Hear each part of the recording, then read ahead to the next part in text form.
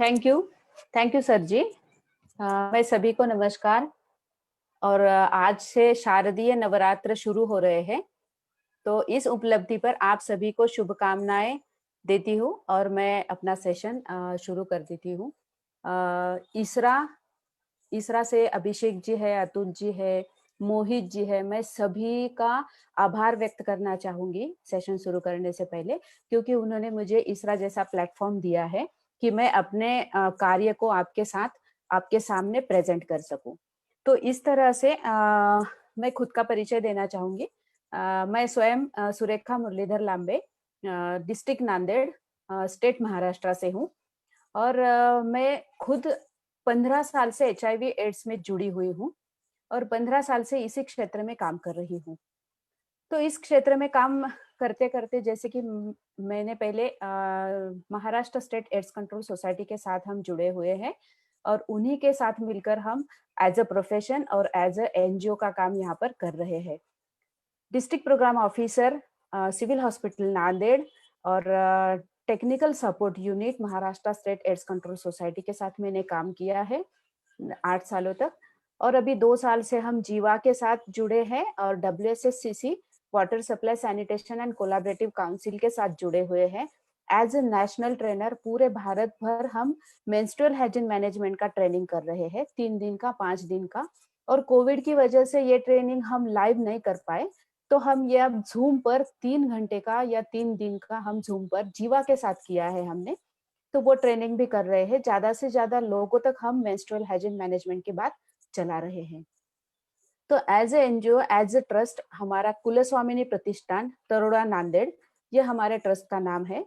और HIV ads में काम करते करते फिर हमने 2015-16 में ट्रस्ट की स्थापना की है और ट्रस्ट के माध्यम से हम ये काम कर रहे हैं। कुलस्वामिनी प्रतिष्ठान नांदेड़ हमारा एज ए सोसाइटी रजिस्ट्रेशन हुआ है और 12 रजिस्ट्रेशन भी हमारे पास है। कुलस्वामिनी प्रतिष्ठान नांदेड़, परभनी, हिंगोली और लातूर जिले में काम कर रहा है। और हमारा जो वर्किंग एरिया है, works in the sector of education, health, water and sanitation, menstrual hygiene management, HIV AIDS, PLHA care और वुमेन सपोर्ट हम 2011-12 से कर रहे हैं। तो हमारी जो एक्टिविटी अभी हो रही है वो है जैसे कि हमारे पास PLHA लोग हैं, people living with HIV AIDS.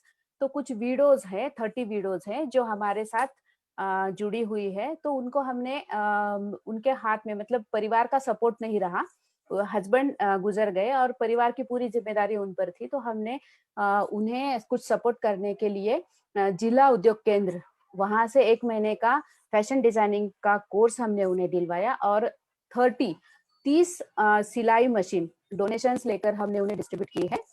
तो इस वजह से उनका घर अभी चल रहा है। तो इसी जो हमारी एक्टिविटी थी, जो अंत्योदया जो स्कीम थी ISRN की, उसमें सिलेक्ट हुए हैं और इसके लिए गवर्नमेंट में हमें सराहा है। हमें इस पार्टिसिपेशन के लिए कुछ मतलब प्रोत्साहन पर बख्शिश भी उन्होंने दिए हैं।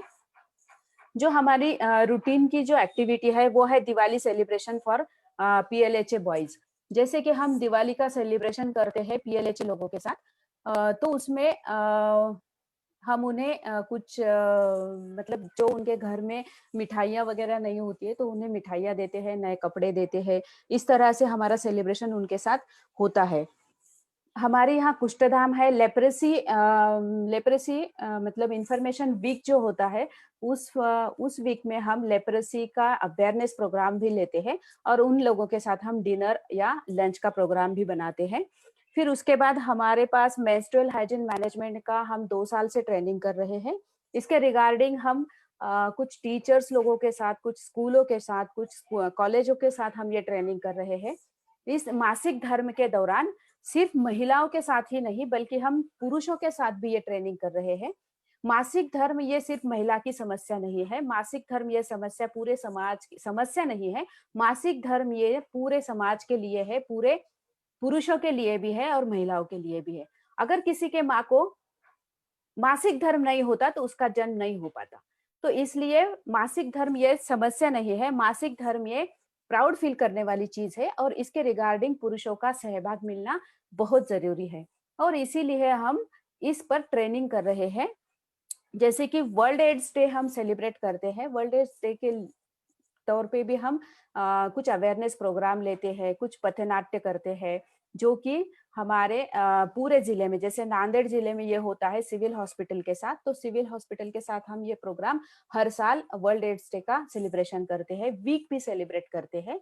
वर्ल्ड एड्स डे के वीक के सेलिब्रेशन के लिए हम कुछ कुछ कॉलेज में जाकर वहां पर अवेयरनेस प्रोग्राम करते हैं HIV एड्स के रिगार्डिंग। इसके बाद वुमेन्स डे सेलिब्रेशन भी होता है। महिलाओं की शक्ति सभी ने पहचानी है, सभी ने जानी है, बरसों से ये चलता आ रहा है। तो अभी शारदीय नवरात्र है, 9 दिन है, महिला शक्ति का हम जागर करेंगे और इसी तरह से हम महिला दिन भी सेलिब्रेशन भी यहाँ पर करते हैं। कुछ रैलियां निकाल कर, कुछ ऐसा करके हम वो यहाँ पर कर रहे हैं। उसके बाद हम फ्री मेडिकल चेकअप कराते हैं। फ्री मेडिकल चेकअप में हम कुछ ब्लाइंड स्कूल की कुछ महिलाएं हो, ब्लाइंड स्कूल की कुछ लड़कियां हैं कि जो जिनके साथ हमने ये किया है, तो वहां पर उनका ब्लड चेकअप कर रहे हैं, चेकअप कर रहे हैं, फिर उन्हें कुछ न्यूट्रिशंस दे रहे हैं। 5-6 मतलब एक कैंप में 5-6 लोग तो ऐसे निकलते हैं कि जिनका हीमोग्लोबिन बहुत कम होता है, तो हम उन लोगों को यहाँ पर मेडिकल डिस्ट्रीब्यूशन कर रहे हैं, मेडिसिन वहां पर दे रहे हैं। फिर उसके बाद हम इस पॉइंट पर आते हैं कि हमारे यहाँ पर कुछ बर्तन मांजने वाली कुछ महिलाएं हैं, कुछ वडार समाज, वडार एक कम्युनिटी है हमारे यहाँ पर, जो रास्ते पे रहते हैं और रास्ते पर भी जो भी काम मिले वो कर रहे हैं।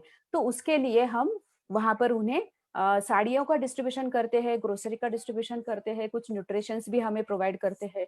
फिर यहाँ पर हम जो हमारे गुणवंत विद्यार्थी, जो लोग जो स्टूडेंट्स है, जो 10वीं में, 12वीं में या शिष्यवृत्ति में या खेल कूद में कुछ प्रावीण्य मतलब उन्हें मिलता है, कुछ हाईएस्ट नंबर उन्हें मिलते हैं, तो हम उनका सेलिब्रेशन भी करते हैं, उनका सत्कार भी हम यहाँ पर करते हैं। जैसे कि किशोरी, हमारे समाज की एक घटक है किशोरी, जिसका पोषण आहार बहुत महत्वपूर्ण है। अगर किसी किशोरी का पोषण आहार पूरा नहीं होता है तो वो शादी के बाद जैसे ही उसकी शादी हो जाती है और जो उसे माँ बनना होता है, तो उसके लिए वो बिल्कुल ही डिफिकल्ट होता है। तो इसलिए किशोरी पोषण आहार पर भी हम काम कर रहे हैं और आंगनवाड़ी में जाकर वहां पर किशोरी पोषण डे होता है, उस डे पर हम उन्हें न्यूट्रिशन डिस्ट्रीब्यूट करते हैं उनके साथ और उन्हें पर्सनल हाइजीन के बारे में भी बताते हैं। फिर इसके बाद हम जो हमारी नांदेड़ जिले की खंडोबा की यात्रा होती है, मतलब जो भगवान होती है उनकी एक ईयरली यात्रा होती है यहाँ पर, जहाँ पर तकरीबन 1 लाख से ज्यादा लोग आते हैं। तो ये यात्रा 30 दिन तक चलती है, 1 महीने तक चलती है। तो हम इस यात्रा के दौरान एक स्टॉल लगाते हैं जिला परिषद के साथ, जिला परिषद के साथ हेल्थ डिपार्टमेंट के साथ एक स्टॉल लगाती है और वहां पर HIV एड्स के रिगार्डिंग हम अवेयरनेस प्रोग्राम कर रहे हैं, वहां पर कॉन्डोम डेमो कर रहे हैं, कॉन्डोम डिस्ट्रीब्यूशन कर रहे हैं, वहां पर IEC मटेरियल डिस्ट्रीब्यूट कर रहे हैं, जो जिला परिषद हेल्थ डिपार्टमेंट के साथ हम कर रहे हैं। अभी जो हमने कोविड की वजह से जो हमारे यहाँ कोविड की वजह से हम नहीं कर पा रहे हैं कि हम बाहर लोगों के साथ नहीं जा रहे हैं, तो इस कोविड के दौरान जो भी हाथ पर काम करने वाले लोग थे उनका जॉब चला गया है, तो बहुत सारी बेरोजगारी समाज में है। तो इसके रिगार्डिंग हमारे कुछ PLHA लोग हैं, people living with HIV AIDS, जो कि यहाँ पर काम करने के लिए तैयार है लेकिन उनके हाथ पर काम नहीं है। तो इन जैसे लोगों के लिए हम यहाँ पर ग्रोसरी का डिस्ट्रीब्यूशन किया है, हमने सैनिटरी नैपकिन का डिस्ट्रीब्यूशन किया है महिलाओं के लिए, हैंड सैनिटाइजर हमने उन्हें दिया है, मास्क दिए हैं और डेली का जो टिफिन होता है, मतलब डेली का ग्रोसरी तो हम दे ही रहे हैं। इसके अलावा कुछ ऐसे लोग भी है कि जिन्हें चूल्हा जलाने के लिए उनके पास पैसे नहीं है या कुछ सामान नहीं है, तो ऐसे लोगों के लिए हम तैयार भोजन भी उन्हें दे रहे हैं। तो इस तरह से हम हमारा काम यहाँ पर कर रहे हैं। यह हमारा सेशन है मेंस्ट्रुअल हाइजीन मैनेजमेंट पर। जो आप देख रहे हैं यहाँ पर किशोरियां हैं, इन किशोरियों के साथ इस तरह से हम लैब लगाते हैं, स्त्री प्रजनन अंग माहवारी में किस तरह से आप अपनी खुद की स्वच्छता कर सकते हैं, बढ़ते एज के साथ साथ हमारे शरीर में कौन से बदलाव आते हैं और इस बदलाव के रिगार्डिंग हम किस तरह से हमारे इन 4 दिनों में हमारी स्वच्छता कर सके, इस तरह से हम वहां पर काम कर रहे हैं मेंस्ट्रुअल में। अभी एक दो फोटोज है, बस मैं आपके साथ शेयर करना चाहूंगी। मेंस्ट्रुअल हाइजीन हो गया। अब ये पीएलएचए लोगों के साथ हमने एक प्रोग्राम किया था, जो ठंडी का महीना था और बहुत ज्यादा ठंड तो हमारे यहाँ होती नहीं है, फिर भी हमने कुछ ब्लैंकेट्स का डिस्ट्रीब्यूशन, ये पीएलएचए महिलाएं हैं, बच्चे हैं, इनके साथ किया था। हमारे यहाँ पर विहान नाम से एक एनजीओ है जो इन बच्चों के साथ काम कर रही है। हम दोनों ने मिलकर ये प्रोग्राम यहाँ पर किया था कुलस्वामिनी की तरफ से। जैसे कि कोविड के दौरान किसी लोगों के पास खाना नहीं था, कुछ ऐसे लोग थे कि जो रास्ते पर रह रहे थे, हम सब लोग घर में थे, लेकिन इन लोगों के लिए कोई ठिकाना नहीं था, कोई घर नहीं था, कोई खाना पकाने का कोई साधन नहीं था इनके पास। रेलवे स्टेशन, बस स्टैंड पर बस ये भीख मांगकर जीते थे, लेकिन हम लोगों ने इन लोगों के लिए तकरीबन 90 डेज तक हमने इन्हें खाना दिया है। तो हर रोज हम इसमें डिस्ट्रीब्यूट करते थे। जैसे हेल्थ कैंप हमने किया था, ये हमने हेल्थ कैंप किया था, ये ब्लाइंड स्कूल है हमारे यहाँ पर, और यहाँ पर 45 ब्लाइंड मतलब लड़कियां हैं, एक एनजीओ इसे चला रहा है। तो यहाँ पर हमने डॉक्टर को बुलाकर हेल्थ चेकअप करवाया है, और उसके साथ साथ इन लोगों का ब्लड टेस्ट भी करवाया था। हीमोग्लोबिन कितना है ये चेक किया था। उसमें से तकरीबन 8 या 10 लड़कियां ऐसी थी कि जिनका हीमोग्लोबिन 4 या 3 था, तो उन्हें हमने मेडिसिन का डिस्ट्रीब्यूशन भी हमने किया था, और यहाँ पर उन्हें हमने न्यूट्रिशन भी दिए थे। तो इस तरह से महिला दिन का हमने मतलब एक रैली निकालते हैं महिला दिन के वक्त, तो वो रैली में बहुत सारी महिलाएं यहाँ पर सहभागी थी। तो इस तरह से अलग अलग टाइप के हम प्रोग्राम्स नांदेड़ डिस्ट्रिक्ट में कर रहे हैं। और एक दो है जो एचआरजी के साथ, हाई रिस्क ग्रुप के साथ भी हम काम कर रहे हैं। एचआईवी में काम कर रहे हैं तो हाई रिस्क ग्रुप हमारे साथ आता है, और इस हाई रिस्क ग्रुप के साथ भी हम एडवोकेसी कर रहे हैं, अवेयरनेस कर रहे हैं। तो हाई रिस्क ग्रुप के साथ हम 1-to-1 मीटिंग करते हैं, जिसमें हम उन्हें रिस्क के बारे में बताते हैं। 1-to-1 मीटिंग करते हैं, उन्हें रिस्क बताते हैं, कॉन्डोम डेमो बताते हैं, use of condom, consistency use of condom कैसे करेंगे, इस तरह से हम उन्हें जानकारी दे रहे हैं। तो अलग अलग एरियाज है हमारे जो वर्किंग कर रहे हैं। एजुकेशन में भी हम कुछ बच्चे हैं जो स्कूल में नहीं जा पाते हैं, जो ड्रॉप आउट स्टूडेंट्स है, उनको हम ढूंढ कर उन्हें स्कूल का एडमिशन करवा देते हैं। और अगर उनकी घर की परिस्थिति ऐसी नहीं होती है कि वो कुछ बैग्स खरीद सके, कुछ मतलब नोटबुक खरीद सके या कुछ बुक्स खरीद सके, तो हम उन्हें वो डिस्ट्रीब्यूट कर रहे हैं एनजीओ के ट्रस्ट के माध्यम से। तो अभी तक तो हम सब ये जो सब कर रहे हैं, और हमारा कुछ अपकमिंग प्लान भी है। हमारे अपकमिंग प्लान में सबसे पहले है जो मेरा भी खुद का ड्रीम है और हमारे एनजीओ का भी ड्रीम है, जो है कि 2020-21 में हम पीएलएचए जो बच्चे हैं, people living with HIV AIDS, उसमें से जो 6 to 18 साल के बच्चे हैं वो ऑर्फन है, उनके माँ नहीं है, पिताजी नहीं है, दोनों गुजर गए एचआईवी की वजह से, और वो अकेले है, या किसी मामा के साथ रहते हैं या ग्रैंड मदर के साथ, ग्रैंडफादर के साथ रहते हैं, लेकिन वो लोग उन्हें अच्छी तरह से ट्रीट नहीं कर रहे हैं, उन्हें आइसोलेटेड कर देते हैं, उन्हें शिक्षा नहीं मिल रही है, उनका एआरटी अडेरेंस नहीं है, उन्हें मेडिकल ट्रीटमेंट नहीं मिल रही है। तो इन बच्चों के साथ हमें एक शेल्टर होम का निर्माण करना है, जो हम नेक्स्ट ईयर में करना चाह रहे हैं। और ऐसे तकरीबन 250 बच्चे हैं हमारे साथ जो ऑर्फन है और एचआईवी पॉजिटिव है, उसके साथ साथ उन्हें टीबी का इन्फेक्शन भी है। तो अवेयरनेस प्रोग्राम में हम मेंस्ट्रुअल हाइजीन मैनेजमेंट का हमें काम करना है। नांदेड़ जिले में तकरीबन 50 विलेज में हमें मेंस्ट्रुअल हाइजीन मैनेजमेंट का काम करना है, ट्रेनिंग लेना है। उन लोगों को हमें सैनिटरी नैपकिन के बारे में या घरेलू पैड के बारे में उन्हें बताना है। मेंस्ट्रुअल हाइजीन मैनेजमेंट का जब हम ट्रेनिंग पर चलाते हैं तो उसमें हम कॉटन के पैड कैसे बनाए, और वो कॉटन के पैड हमारे लिए यूजफुल है, बॉडी के लिए फ्रेंडली है, इन्वायरमेंट के लिए फ्रेंडली है, ये हम उन्हें बताते हैं। और उसका यूज कैसे करें, उसे कैसे बनाए, ये हम उन्हें सिखाते हैं, ताकि ये इन्वायरमेंट के लिए बिल्कुल सेफ रहे।